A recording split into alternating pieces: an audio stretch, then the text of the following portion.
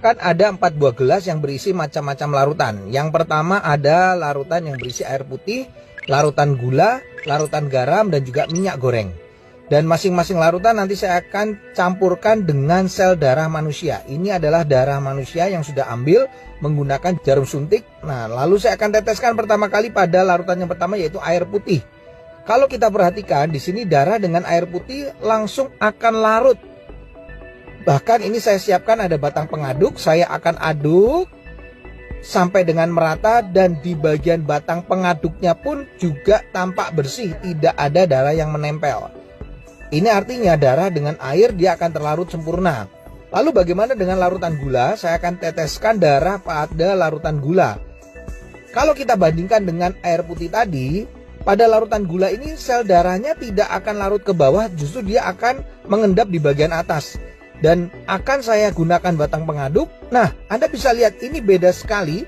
Sel darahnya justru menempel pada batang pengaduk. Ini kenapa? Karena gula itu bersifat perlengketan. Berbeda dengan air putih tadi, batang pengaduknya bersih. Makanya orang kalau kena diabetes, terjadi perlengketan pada darahnya, mengalami rasa haus, kemudian sering buang air kecil, dan akhirnya suka ngemil. Nah, bagaimana dengan orang yang hipertensi? Ini adalah larutan garam. Ini darahnya saya akan teteskan pada larutan garam. Lalu saya akan juga sama masukkan batang pengaduk.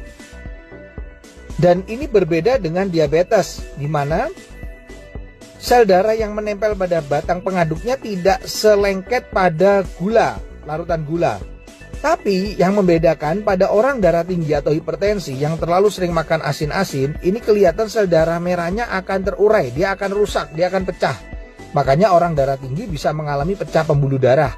Yang terakhir saya akan teteskan darah ini di dalam minyak goreng. Nah, kalau saya teteskan ini langsung bisa terlihat sel darahnya nggak bisa larut, tidak juga ya mengendap di bagian atas, tapi justru menggumpal-gumpal. Ini membuktikan bahwa orang yang tinggi kolesterolnya akan mengakibatkan penggumpalan sel darah. Jadi sel darahnya akan menggumpal-gumpal, dan ini yang bisa menimbulkan penyumbatan pada pembuluh darah.